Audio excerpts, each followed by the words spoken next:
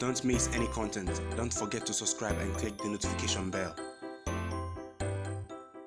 Welcome back to Sahara Football. Today we're going to listen to an interview from Osei Kuffuor, an exclusive interview he had with Joy Sports, and he talked about his time with the Ghana Black Stars, his investment plans after retiring from football when he was playing football, who advised him to invest, what did he invest in. He also talks about Mali 2002 and the issue about him getting sacked from camp.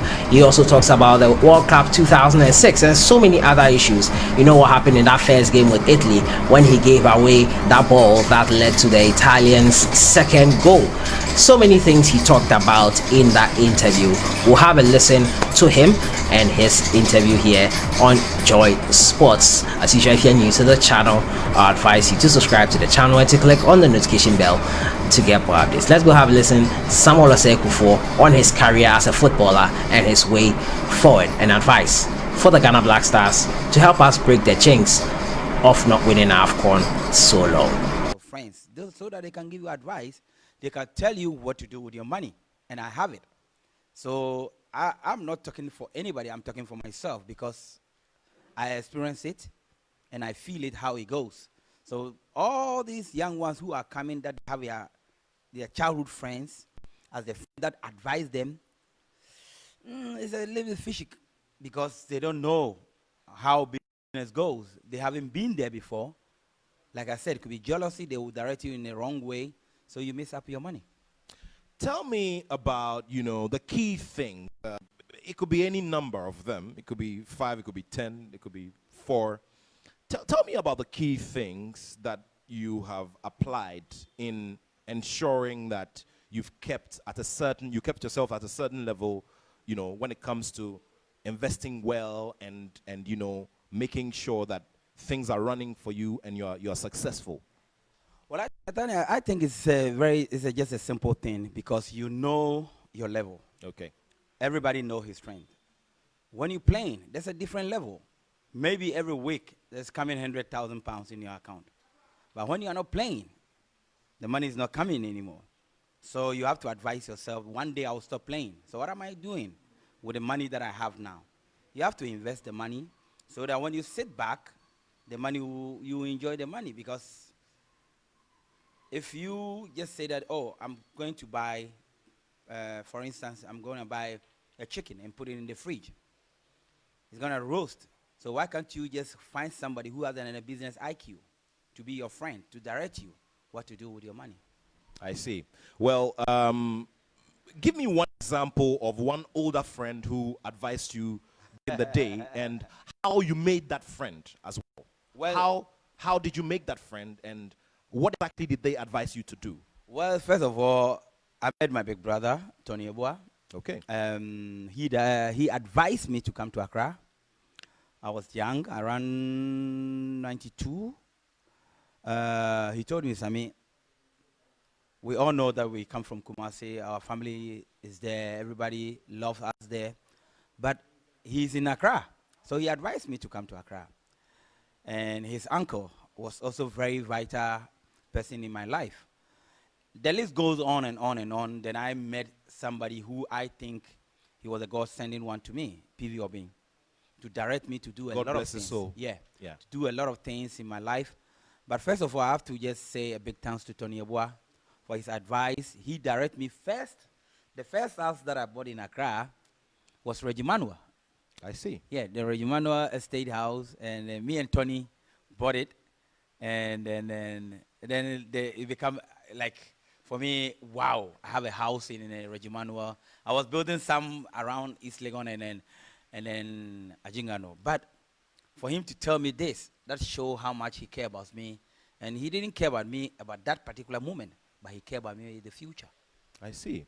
Interesting stuff there. So Tony Eboa and the late PV Obing, and also Dr. Nesofore Sapon and my own brother, despite they push me a lot, because anytime specialized will call me, hey, Sammy, I have a house here.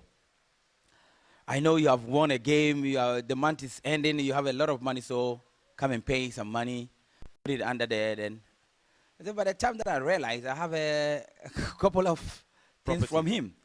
So, those are the people that you cannot forget because they have been solid in your life. That's why they always call you this. I mean, have you saving? Have you doing all this kind of stuff? So for me, that was the key.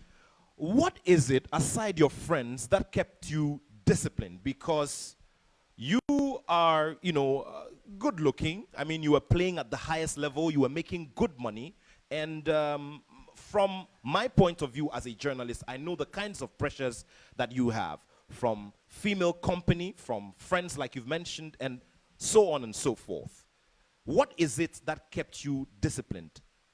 Is it that you were not spending your money and enjoying it at that time? You were not living comfortably so you could save for now? What exactly is it? No, it wasn't like that. It was I think it was a process. Okay.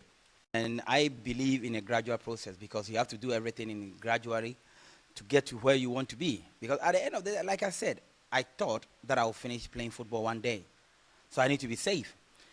Women, whatever it is, you can get them. But you have to be smart. You have to be smart how to do certain things so you won't be a victim. I see.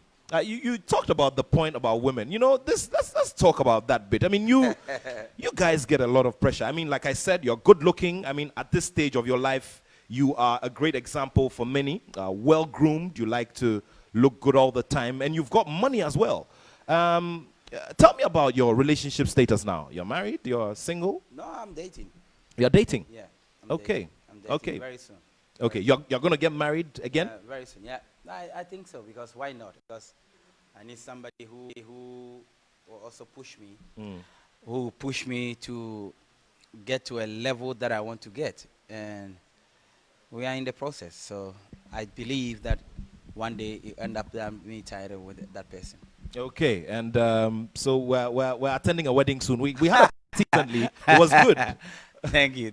Okay. Congratulations ahead of time. Nice. Sure. Let's also talk about you and relating to the public, the fans. Yeah. Tell me about public life generally and how you've handled it. Well, sometimes being in a car, going to your office, you think those people that I always have a sympathy for is the women who sometimes carry pure water, carry stuff on the roadside and sell them. I feel for them. Why? Because my mom was the same situation.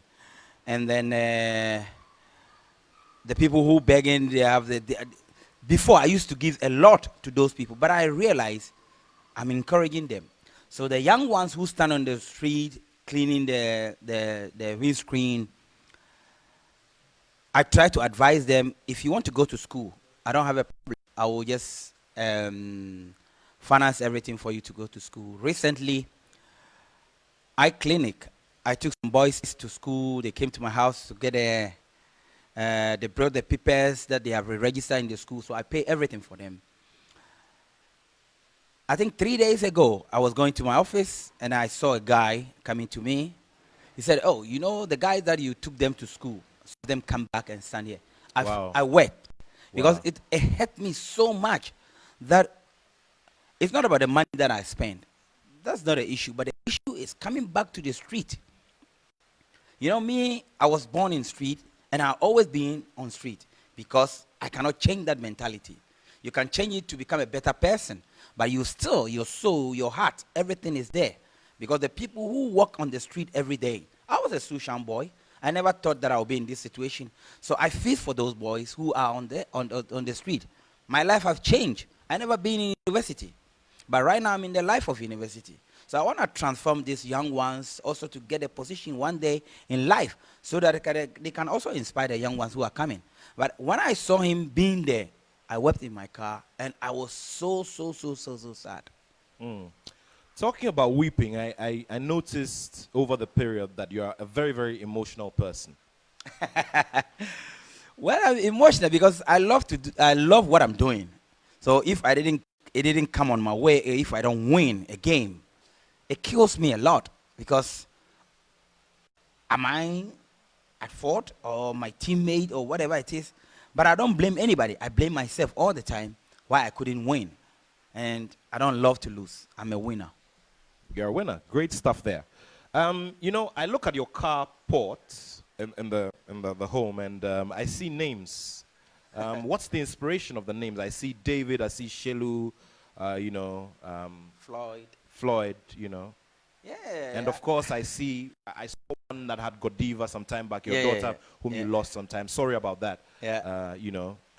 What I think is, you know, my children are everything to me because they didn't ask me to bring them into this world. I brought them. So I need to just provide for them. I need to just be there for them. But, and it's about challenging. I told them, if you do well in school, I'll put your name there. So it's about a competition for them. So I put, my son, Junior, I put his name there, but he didn't do something well in the game. So I have to change it. And he's now playing in England. So I changed it and I put David because David is also the same position.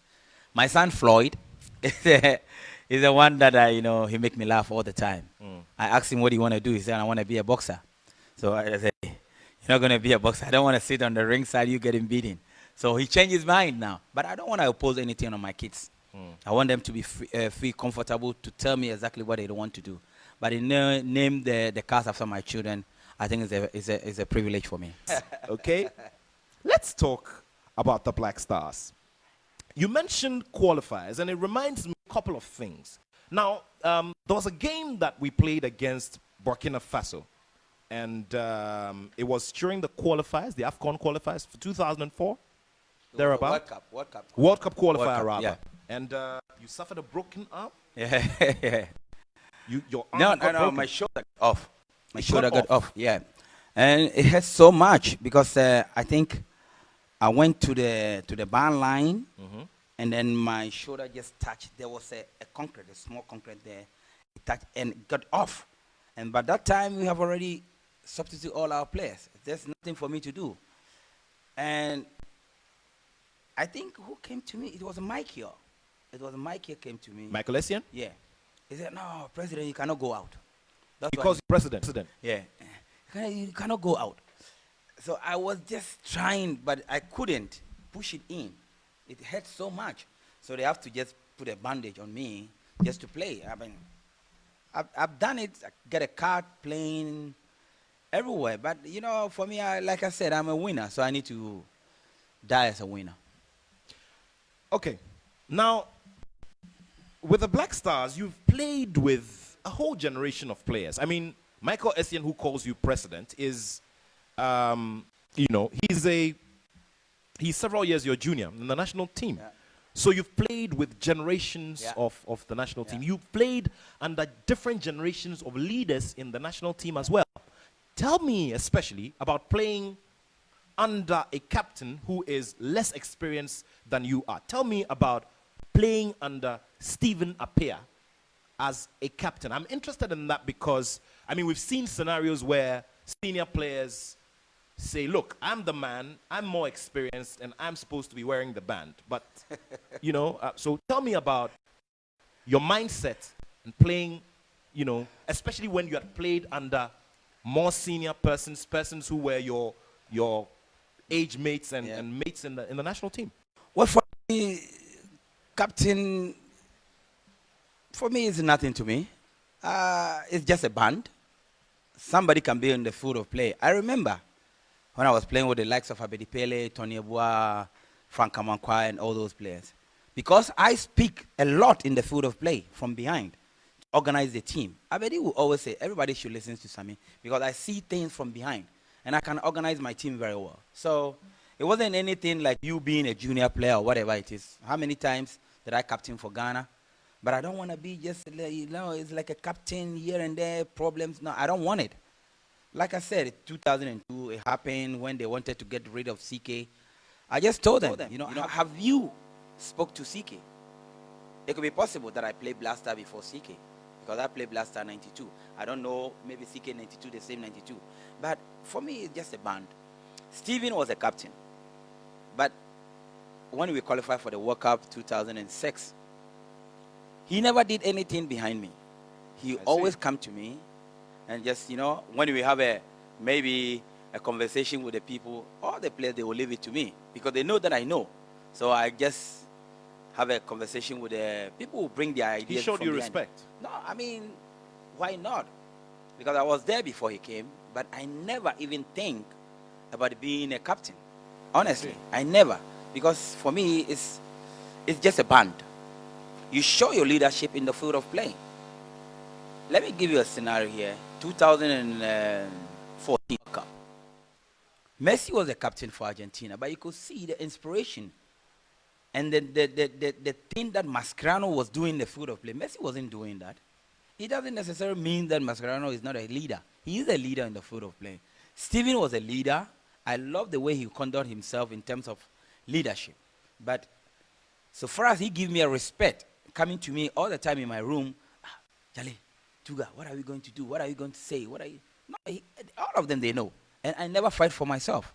I do for the players. Because without the players, I cannot win. I cannot win alone. So we all come in as a team and make a decision for ourselves. Great revelations there. Very shortly, we'll be sharing some of your messages that are coming in. Remember, there were some that were coming in, ahead of time.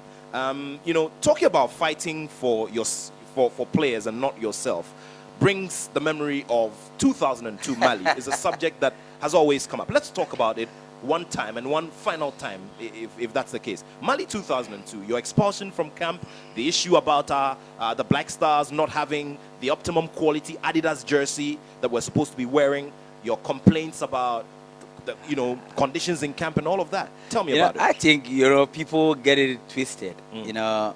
All those rumors was going on was lying. It's not about the Jay-Z. Okay. They know it. The big men, they know it. And I'm so glad that Ben Kofi apologized to me. The late Ben Kofi, God bless his soul. Yeah, as well. he apologized to me before he passed on. Wow. And he said it in front of a lot of people. And then I was so glad when my daughter died, he came to my house and just get me one-on-one in his arms and spoke into my ears and say something very important. He said, you know what? You are a strong person and you can do it. And I apologize once again for what happened in 2002 in Mali. It was just a simple. I recently get a message for somebody that Coach Malik said he was the one sacked me from the camp. It kills me, honestly. When I hear those, when I hear those things, it kills me. I respect him a lot. They were the people who paved the way for all of us to be where we are today. I mean, there's some people also play ahead of them before they also get there. You understand? So, but you cannot go and stand on the radio or TV station and say that you sacked me from the Black Star camp. But I don't think he knows how he got to Mali. I don't think he knows. And I can just have a witness who knows exactly what happened that Coach Mali get to Mali. They didn't want to take him. They didn't. But so all those things, when you say 18 years ago things, I don't think it's relevant. And as an elder person, you know what you're talking about. Don't go on the radio and lie about somebody that you just said that, oh, I sack him from the camp. I sack him. No, I mean, with a due respect, it wasn't cool, honestly. But Mali, they said that I went to the nightclub. And I want everybody to know where we were at that time. Please, it was a village. Honestly, they all know. And the players, they know. I think, I remember Osei Kuffuor made a comment. He spoke the truth to all Ghanaians. So for me, I'm not the one to come and say what happened in Mali. It's 18 years ago. It's past and gone. I don't think about it. And I was glad that I left. It could be somebody gets sickness. How did Michael Essien leave the camp? 2002. Have we ever asked that question before? Tell me about it. Why did he leave the camp? No, he know himself. I mean, I think Nathaniel, it would be great then when you see Michael and ask him those questions. Why did they complain about Derek Boateng cooking in his room? Did we ever ask about those things? If players are comfortable, will they do that? If there's a good cook, if there's good food, will the players do that? They will not. Intention for him to cook in his room. We should ask those questions. It's not Osei Kuffuor going home. You understand? Who organized Adidas for the team? It was me. They didn't know anything. So you got that deal for the Black Stars? No, it's not. It's because they didn't know. They didn't know because where we don't have a T-shirt. Ask anybody who went to Mali. We didn't have a T-shirt. Everybody's wearing his own T-shirt. We go to dining hall with Burkina, with Morocco and South Africa. South African coming with a uniform. Everybody knows this is South Africa. But who even recognize this is Ghana? Unless maybe they see Michael Essien, Osei Kuffuor, and the other players. Nobody was even thinking about this is Ghana team. I mean, come on, it was very bad. And they themselves, they know. And I'm glad that the things are improving. At the later part of my career with the national team, I've seen a good thing. So for me, that's the most important thing for me. Tell me about regimes in the national team, regimes of leadership. You've spoken about Stephen Appiah. You've talked about working with Abedi Pele. Which of them would you say was the best for you? You know, I mean, all the areas that you worked under.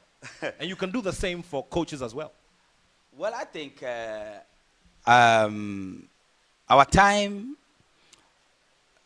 in South Africa 96, yeah, we had a better team than where we have to qualify Ghana to the World Cup. I must say that. Yeah, it's clear. The individual, I'm talking about the individual qualities. It was unbelievable. Because I can mention about 10 solid, great players. How many young ones even think about Osei Kuffuor? Yeah. For me, he was the best player that you can see that this guy, you don't know what he's doing, but you cannot pass him. He's too good. Likes of Frank Amankwa, you know, Yawa Champon, we have all the qualities there. Abedi, Tony Abua, Ali Ibrahim was there, you know, Jimano Dia. So why couldn't we qualify for the World Cup? You know, why couldn't we win the AFCON as well? Because I think things were not right in camp. That is what I must say. Things were not right because was it administration or it was factionalism? Because there's always been talk about these players were loyal to this player and this captain. These players were, you know. It was difficult to call. Tribalism in the camp. That kind of thing. What I can say is it was like, it started all from Senegal 92. Okay. I believe it was a captainship. Okay. Between Abedi Pele and Tony Abua, and then Abedi handed the captain to Tony Bafo in the final. I think that was the whole thing started. And 94 we didn't do well in Tunisia, so 96 was just a thing that we can all redeem ourselves with just to win the trophy. But was a little bit challenge in the camp because sometimes somebody will come late into training. The whole team will stay in the bath for almost 30 minutes. And that person is upset, doesn't want to come down until we send somebody to go upstairs. So everybody get upset. You know. So indiscipline was one of them. Well, I would just say that. But you know, 2006, qualified to the World Cup, we started 2003 with Ralph Zumdik. Yeah. And I remember Stephen came to my room. He said, Tuga, you know what? The only thing that we can leave a good name, just to do well for ourselves and for our country at this period. He came with John Mensah to my room. I said, you people get out from my room. So I was just saying, so they're still coming. And I just said, you know what? Okay, let's sit and talk. So we have a conversation, just three of us. And then, you know, Michael he doesn't care. Michael doesn't care. Either he comes or he doesn't come. He will go to the field and play his game. So just three of us having a conversation. And then I just said, it's time for us to qualify for the World Cup. Because I think I'm getting out. So the only option that I have, just to play the World Cup and just tell myself, everything that FIFA has organized, I've been part of it. So it was in my mind. But the attitude of that boys qualifying the World Cup for me was amazing because Ghana needed it that time, and I think it was the right time for us to qualify for the African Cup. In our first game in Germany, you placed a bet with Francesco Totti. No. It wasn't true. You know, when it comes to like that, everybody will just bring his opinion. But Okay. how? No, I never do that. And Okay. for me, But did you have a conversation, telling each other, hey, we're going to beat you, we're going to beat you? yeah. Because we were So in it the same wasn't a team. bet. You No. didn't place a bet. We were. It was even Daniele De Rossi Okay. and Simeone Perrotta. So just in the dressing room, they say, "Oh, I was glad Yeah. that we were in the same group." Okay. So that day, I think we were playing Juventus in Turin. So I met Steven, and he said, "Oh, Charlie, we are in the same group with Italy." And I said, "That's good," because I knew when we have a clear mindset, we can win that game. But for me, I was playing the best, and then that mistakes happen, and it happened to every player. So somebody told me that, "Have you regretted?" I said, "For what reason?" You don't regret that mistake that resulted in one of the goals? As a footballer, will you regret something?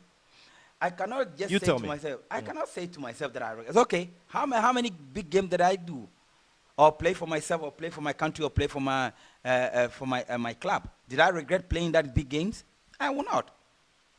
So I cannot just have one bad game, or even a bad game, one mistake, and I just say the whole of my career, I regret that game. No, I cannot do that.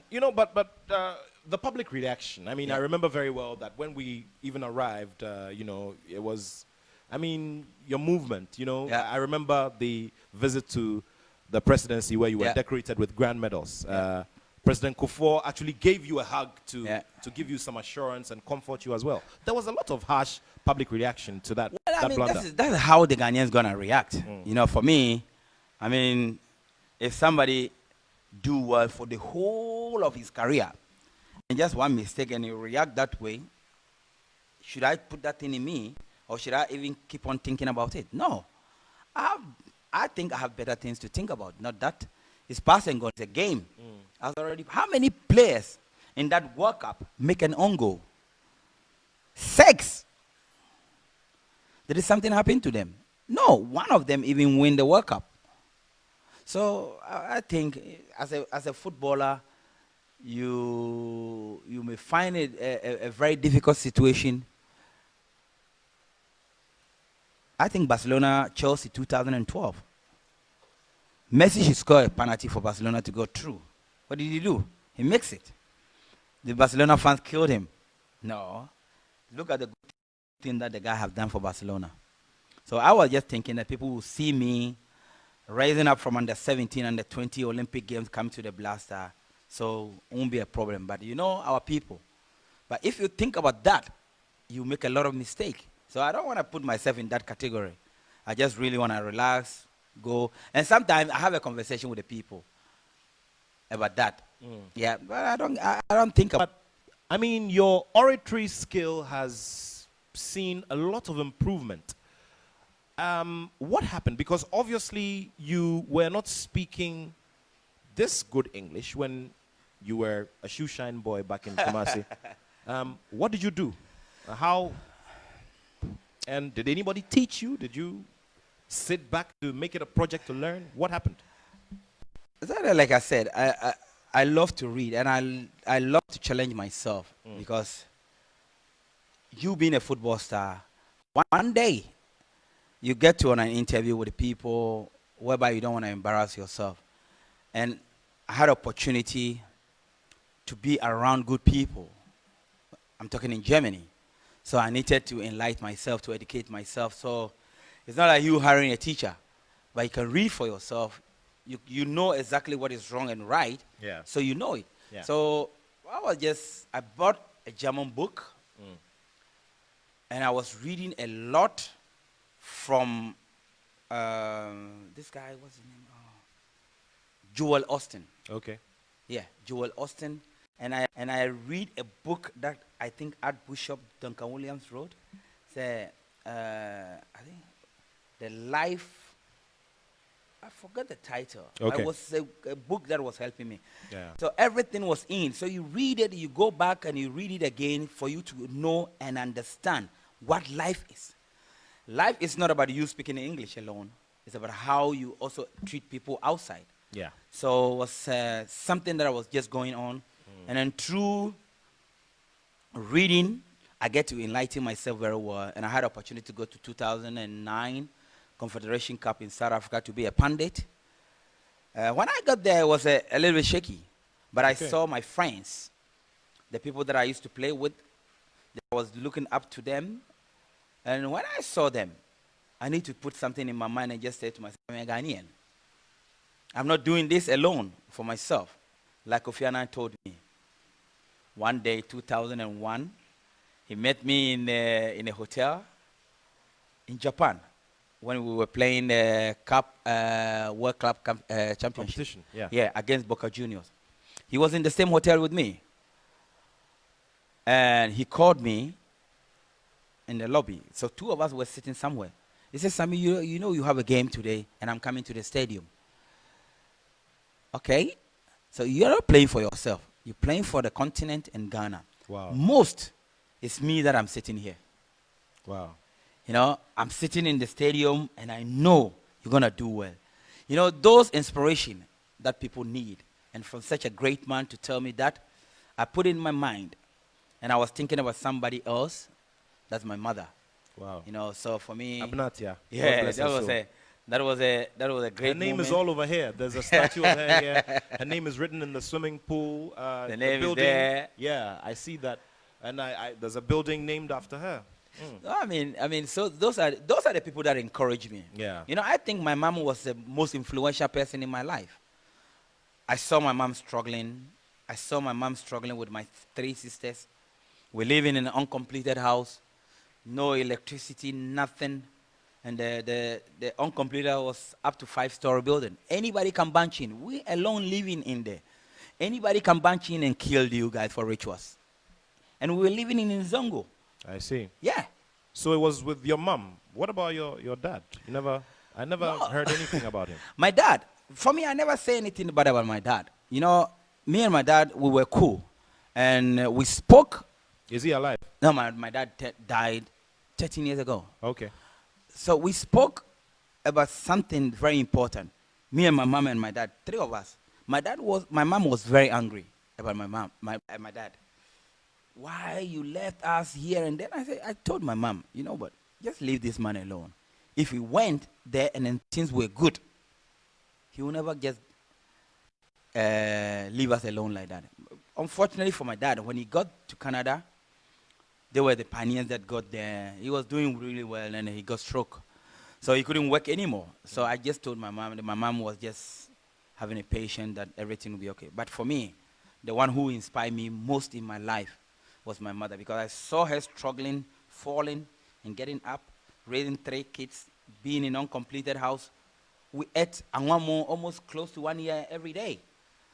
So when the success comes, I cannot just bear that success alone. I need to share with people, especially my grandmother. I want you to tell me about the punditry job at Super Sport, and you've spoken about reading a lot and learning a lot. Which are the 4 things would you add to what made you a successful pundit there? What is about self-confidence? You need to be bold enough, and you need to understand the game. It's not about you speaking the English there. It's not about the drama. It's about the thing that you said. Even your grandmother at home will understand you. That's the English for me. That's my understanding. It's not about you speaking a big grammar that nobody can understand you. No, I don't look at that. I speak for my grandmother at home to just understand what I'm trying to explain. Yeah. Interesting stuff. So you've spoken about reading a lot. You've spoken about confidence and understanding the game. You want to add some 2 more things? Well, you also need to learn from your pundits. Okay. If from somebody, your fellow pundits, of course, because somebody says something that you know that makes sense. Next pundit, you are there, you add it into yours, because we love each other. You cannot be perfect. And saying that I'm sitting here, I'm not perfect. And I will never discuss myself as a perfect person. Sure. I see. One more, or you're fine? I'm okay with that. Sammy, tell me about, leaving the punditry job, because, we were all, from my point of view, just like the late Kofi Annan said to you, it was a point of pride, and the consistency as well, just like you were playing back at, Bayern Munich, was just amazing. So, did you leave well? No, I didn't have any problem with anybody because I thought that it was a time. I've been there almost 11 years. Sure. And it was a just clear understanding. I told them that I need to break up for 1 year. Okay. So they called Jobo, Jobo. Joseph And Yobo. and I was glad 2019 that I was also having opportunity to be there, and he was doing really well. And I was happy for him because it should be some people also taking the footsteps of Osei Kuffuor. Is this something that you go back to in the Well, future? even today, Yeah. I'm having a conversation with them on, I think, Zoom. Okay. So we were talking about the 2010. We talking about the whole career of being the pundit in Super Sport with Yeah. John Barnes and then Benny McCarthy. So I think 2:30 or anytime we'll have that conversation. So I mean, we'll still have relationship. You cannot leave a bad name there, and you cannot just offend anybody before you leave there. You have to have a good name. So anytime that you go to South Africa or anytime they want to invite you, it will be a laughing time. How did you learn that job? That's what I said. You need to understand the game. It's not every good player that can understand the game. You need to have an IQ of the game just to understand. Yeah. Because it could I mean, be... for that, sorry, but there's quite a number of you who have an understanding of it. Obviously, there are those of you who are in a different class as well. Yeah. But I'm also very interested in the conversations that went on, how you were contacted and all of that. Well, no, well, I mean, Max. There was a guy called Max. He called me. I don't know where he got my number. He called me and said, "Oh, Sammy, I want you to come to South Africa and come and work for SuperSport." But on my way to office, somebody also called me from SABC. That, "Oh, Sammy, I want you to come and work for SABC for me." And that person, I played against him in South Africa. I see. Yeah. And then he called me. I couldn't tell Max Yeah. that somebody also called me. But I weigh the offer. Yeah. I weighed the offer, and I spoke to somebody who is really good in business. Yeah. And he told me that SuperSport and SABC. SuperSport is the whole continent. SABC is just in South Africa. Sure. So you have to choose. But the money Yeah. was different. Because South Africa is like SuperSport is like a team. So when I look at the money, when I look at the exposure, then I say, no, let me take SuperSport. Yeah. And it's been a good story. Yeah, I mean, amazing. For me, you've been out of the game for almost 10 years or more than 10 years. And people, sometimes when I go somewhere, somebody say, "Oh, now he got a hair again." You know, so without Yeah. SuperSports, nobody will see that I'm shaving my hair on the live on TV. Tell me about the disappointment. I mean, what led to there when Ghana failed the opportunity to win the AFCON? But tell me about. I mean, you've tasted both sides of it. Losing a game and then sitting behind the screens doing analysis and seeing your country lose on a big night like that. The explanation will go to Marcel. Marcel Dizeye was the one who, initiated the whole story, and Daniela Mokachi, because that day we were three in the pundit, and Rob Molawa, and we were having a backdoor behind the scene. We were having a conversation. There's somebody in the room said, "Oh, Ghana is gonna lose today." So I was so angry. I said, "No, we cannot lose. So if I lose, I'll do this. If you Cote d'Ivoire lose, what are you gonna do?" "Okay, I'm gonna buy McDonald's." "Okay, no problem. You are a worker here. You're gonna buy McDonald's with all your money. We'll do that." And we were leading, and I feel so confident. Me and myself, we were jumping all over. All of the sudden thing, the table turns around, and I'm a man of my words. I have to just bear with it. The toughest attackers you've had to handle, and some of the best players that you've also worked with in your department. Well, I think the best player that have given me tough time, I think it's Max Overmars. Overmars, okay. Yeah, Mark Overmars. Okay. Yeah, because we have a game 1995 Champions League semi-final, first leg in Munich. Tapatoni called me and he said, "Sammy, you know what? You're going to play against Kanu. Because me and Kanu, we know each other from way back. So I was so glad that I'm going to play against my friend. Because we have been speaking on the phone for quite a days. And we are going to beat you. I'm going to kick you. I'm going to do that. You know. So it was like a bit debate on the phone. And then 30 minutes, I think 30 minutes to make the team. He came to my room. He said, Sammy, things have changed. I said, what is wrong? Am I going to sit down? I said, no. You're not going to sit down, but you're going to play a different position. I thought that I'm going to play in the midfield against Seedorf. So I was glad as well, because he was young, I was young, I was dynamic, and he was the same. And he said, you're playing right back. I said, what? What am I going to play right back for? He said, Marcus Babbel said that he cannot play. Why? Because they show us a tape. When Overmars was killing the right guy, the right back was tall, and Marco was tall. He said he couldn't play. So I have to go there and play. But first half, first 5 minutes, I got him. I was dribbling him. Then Seedorf come, Ronald de Boer come, Rijkaard come, all in the same place. And they were killing me. But the second half, I get it in my pocket. And that's the only striker that I've played against, and he's giving me tough time. And the second one that I can say is Titi Ori. We play in Highbury. This was 2-2. He scored first 4 minutes. I wasn't the one who was close to him. It was Thomas Linke. So Otmar have to give me a whistle to change and go and be with him everywhere he go. And he was quiet.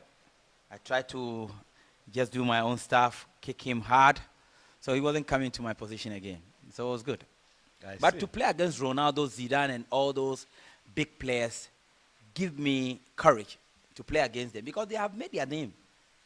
Like when you play against Manchester, Real Madrid, Barcelona, Rivaldo, and all those players, was for me for the day that, you know, I was just looking forward to, because it's a big stage, and if you want to make an impact in world football, these are the games that you have to play, and I was glad to play against those players. But I'd like you to tell me about, you know, coaching and whether it ever beckoned you, whether, you know, you ever felt like you wanted to get in there or do something coaching-wise. Did you get any advice from anywhere to venture into coaching, and why you haven't taken that path? No, because I have my license. I think we did our license A, CAF in Pram. I had mine upstairs. But it never occurred me to be a coach, because it's not like I want the players to play the same I was playing. No, that won't be possible, because that mentality as a coach, you killed yourself, because these young ones will do something different that you thought that they could do something better.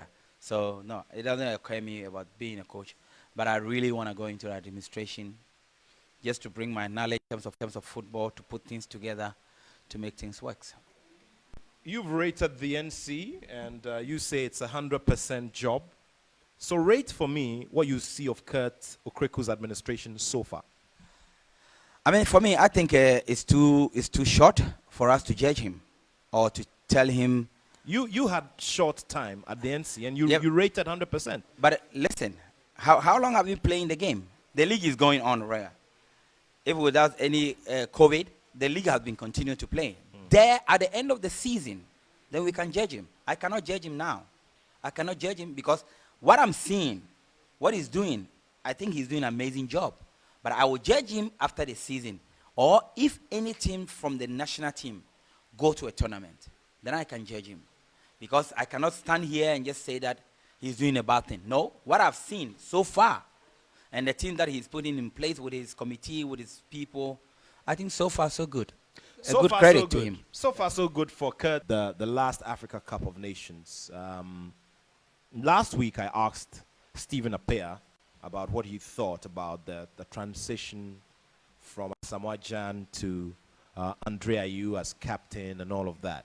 You know, these things, that decisions are taken. I mean, they are communicated formally and all of that. But amongst the football fans, there's so much that goes on regarding judging processes, judging who's taking what decision and all of that. I mean, from where you sit, how do you assess all of that and how all of that? Sorry, Nathaniel. It was a bit disturbing. Okay.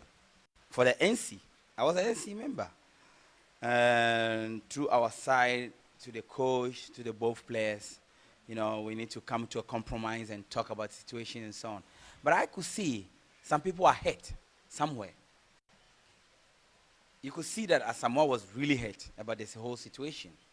But how to manage the situation was the key. Do you think it's been managed well? Do you think he managed it well? Well, even the coach and it goes all the way to the president. Okay. So NC has become a limited. You understand?